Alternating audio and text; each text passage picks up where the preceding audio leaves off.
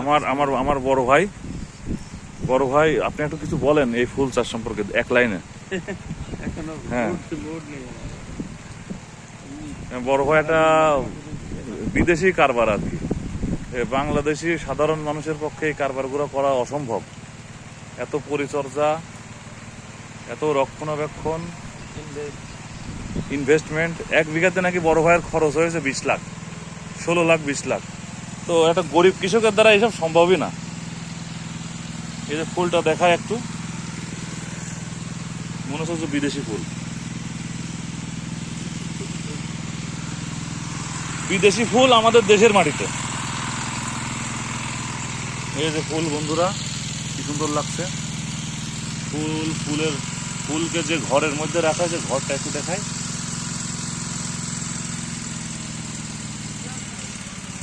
অস্থির সুন্দর।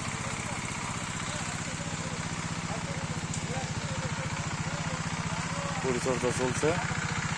শীতকালে এই ফুলগুলো নাকি যে এখন যেমন লাগছে তার থেকে আরো খুব সুন্দর হয়, অস্থির। এটা লাল কালার, এটা হচ্ছে হলুদ কালার। এক একটা গাছ এখানে 12 টাকা করে দাম পাওয়া যায় গাছের চারা।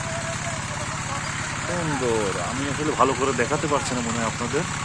এই যে দেখুন কত ফুল ফুটে আছে, এই যে ফুল ফুটে আছে, খুব দারুণ। এই প্রকল্পতে আমাদের প্রোডাক্ট চলছে, ট্রাইকোডার্মা হার্জেনিয়াম, গ্রিন রুট প্লাস।